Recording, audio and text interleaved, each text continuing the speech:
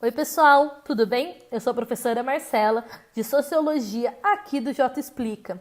E hoje a gente vai ter a nossa aula número 3, cuja temática é Max Weber, e eu trago a frase dele que é: neutro é quem já se decidiu pelo mais forte. Então até quando você não escolhe, você já decidiu um lado, que é o do mais forte. Hoje o tema vai ser ação social e seus 4 pilares, sendo que os 4 pilares são ação social tradicional, ação social afetiva ou emocional, ação social racional orientada a valores e a ação social racional orientada a fins. Parece estranho, mas vocês vão ver que é uma coisa bem simples de se entender.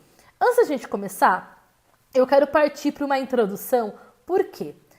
Junto com o Karl Marx e o Émile Durkheim, o Max Weber é considerado um dos 3 sociólogos clássicos. Por quê? E agora eu vou explicar essa importância. O Émile Durkheim, gente, ele foi a pessoa responsável por colocar a sociologia como uma ciência. E se a sociologia é uma ciência, ela tem um objeto de estudo, ela tem um método científico e ela tem um objetivo. Para o Émile Durkheim, o fato social era o objeto de estudo.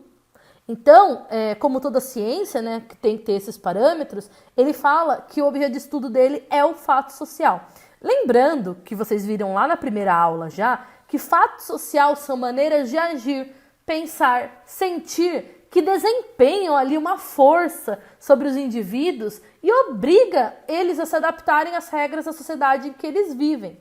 Nem toda ação é um fato social, porque para ser fato social precisa ter 3 características, que é generalidade, exterioridade e coercitividade. Ou seja, tem que ser geral, né? Tem que valer para todo mundo, tem que vir de fora e tem que ser ali coercitivo, né? Tem que te forçar a fazer.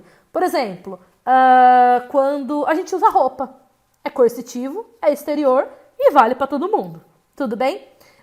Lembrando, gente, que também a gente tem o Karl Marx, que o objeto de estudo sociológico do Karl Marx eram as classes sociais. Lembrando que ele definiu classe social como um grupo de pessoas que tem a mesma situação econômica, tem o mesmo tipo de acesso aos meios de produção, e ele ainda fala que toda a história da humanidade ela pode ser analisada através da luta de classes, entre a classe dominante e a classe... Desculpa, soluço. E a classe dominada. E que a partir de guerras e revoluções é que os meios de produção mudam e, consequentemente, a classe dominante também. Porém, a relação entre dominantes e dominados permanecem a mesma. Então, assim como o Émile Durkheim, o Karl Marx, o Max Weber também ele procurou entender a estrutura social e ele escolheu, né, e ele desenvolveu o objeto de estudo sociológico como a ação social. E aí a gente começa, de fato, a nossa aula, né, com o primeiro tema, ação social. Eu defini para vocês, né, duas características da ação social, a definição do que é e as características, porém eu quero falar um pouquinho mais sobre ela só para a gente entender bem. Então, diferente do que pensava o Émile Durkheim, o Max Weber ele não via o objeto de estudo como algo externo, coercitivo. Ele via algo como individual. Então, ele usava o indivíduo como a menor unidade para analisar sociologicamente. Porque, para ele, a sociedade ela existe porque ela é vivenciada e compreendida por pessoas que pensam, né, pessoas racionais, que elas tomam as suas decisões a partir da sua história, da sua cultura, tá? Então, as normas sociais, que para o Durkheim se chama fato social, ela só vai existir quando o ser humano atribui um valor. Ou seja, em si ela não tem valor, mas quando o ser humano coloca um valor nela, aí ela adquire. Então, a sociedade ela se molda pelo conjunto de decisões de muitas pessoas que reconhecem essas regras, atribuem sentido e manifestam as razões para obedecer de maneira consciente essas regras, tá bom?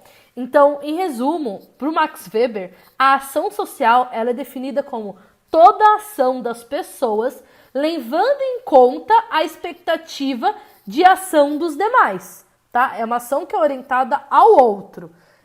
Como escrever uma carta para um amigo, tá? Por exemplo, eu, Marcela, vou aqui escrever uma carta aqui para vocês, meus alunos. Ou seja, essa ação de escrever a carta, ela, que é minha, do autor, ela tem um destinatário que são vocês, os alunos, tá? Então, toda ação social, ela deve ter sentido dado pelo ator social, né, que é quem está enviando, e o sentido de remeter a um destinatário, de ser enviada para alguém, tá bom? Resumindo mais ainda, ação social é qualquer ação que a pessoa faz e se orienta pela ação dos outros. Então, é uma ação que é de mim para o outro.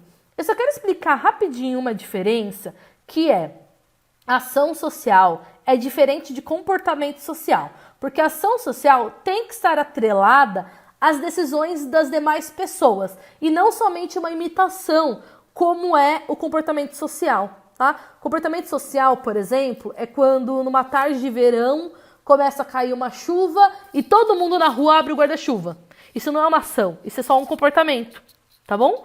Não é uma ação que eu faço esperando o outro. Quando eu faço, só faço, é comportamento, tá? Igual escrever uma poesia. Escrever uma poesia muitas vezes não é uma ação social, porque eu posso fazer apenas para o meu prazer, tudo bem? Então a gente vai agora para os tipos de ação social. Para o Max Weber, tem 4 tipos, eu coloquei as imagens aí. Rapidinho, na outra imagem, vocês viram que tinha um menininho com uma latinha no ouvido e outro falando? Para vocês lembrarem que eu falo, você escuta. Então a ação social tem um autor e um receptor, ok? Só para encerrar isso. Então quais são os tipos? Eu coloquei aqui 4 imagens e aí a gente já vai começar a falar. Cada imagem, ela tá aí respectivamente de acordo com a ordem do que eu vou falar agora, tá bom? Então tipos de ação que a gente tem, né, de ação social. A primeira, que é sobre o aperto de mão, ela chama ação social tradicional. Gente, essa ação, ela é um hábito mas tão lá dentro, um costume, que até quando você pergunta para quem tá fazendo, você fala, viu, por que você faz essa ação? Ele vai falar, porque é assim, porque eu tô acostumado, porque sempre foi dessa forma, tá? Então a ação tradicional é aquela que é determinada por um hábito que já tá em você, né, um costume. Um exemplo, cumprimentar de mãos, né? Você não conhece alguém, você não sai abraçando e beijando. Se bem que brasileiro em alguns lugares faz, mas você aperta a mão, por exemplo, numa relação de trabalho, né? Ninguém vai dando abraço e beijo no entrevistador. Quando um católico passa em frente da igreja e se benze, né? Isso é um costume. Por exemplo, descansar aos domingos, usar talheres, ok? Isso é uma ação tradicional. Ela é irracional, porque geralmente já está dentro de você. Não precisa pensar muito. É um costume. A segunda é a ação afetiva ou emocional. Tanto faz nome, vocês vão encontrar os dois. Ela é momentânea e inesperada, tá? Ela é orientada pelos sentimentos, pelas emoções. Por exemplo, quando você comemora o gol do seu time. Ou quando tem rolando um ciúminho ali entre o seu boy, né? Entre a sua mina ali. Também é um tipo de ação social, afetiva ou emocional. E ela também é irracional. E agora a gente tem os 2 tipos racionais, que é a racional orientada a valores. E essa daí, ela é assim. Ela pode ser boa como ela pode ser ruim, porque ela é uma ação que é fiel à ideia, é fiel à honra, mesmo que no começo você pensou que fosse positivo e no final dá errado. Por exemplo, uma manifestação de professores que vão ali para protestar contra alguma reforma e no fim acabam tomando tiro de borracha. Né? Então, é uma ação social racional que foi orientada pelo valor de lutar pelos seus direitos e, no fim, acabou tendo um efeito contrário. Por exemplo, ir à igreja é uma ação social racional que foi orientada pelo seu valor, pela sua religiosidade. Uma solidariedade também, como ajudar o próximo, tudo bem? E, por último, a gente tem a ação social, que é racional orientada a fins. É um cálculo, né, uma organização para você achar o meio para chegar a um fim. Como, por exemplo, a gente aqui agora, a gente está se organizando para chegar a um fim. Que fim é esse? Ser aprovado no vestibular. Ou quando você junta um dinheirinho ali... Desculpa, soluço. Quando você junta um dinheirinho ali para poder tirar a sua carta, por exemplo, também é um exemplo de ação social racional orientada a fins, tá bom? Vamos resumir? Ação social, então, em resumo, é qualquer ação que a pessoa faz orientando-se pela ação dos outros. E aí existem 4 definições. A ação tradicional, que é aquela estabelecida por crenças e costumes, é irracional. A ação afetiva, que é definida pelo humor, pela emoção do sujeito, é irracional também. Temos a racional orientada a valores, que ela está associada à fidelidade que você tem pelos seus valores individuais. É racional. E nós temos também a ação racional orientada a fins, que é onde existe um cálculo prévio ali em busca do meio, né? Para você chegar ao fim, né? Para você chegar ao seu objetivo. Tudo bem? Pessoal, era isso que eu tinha para vocês. Tem exercícios e um resumo no documento. O meu muito obrigada e até a próxima aula!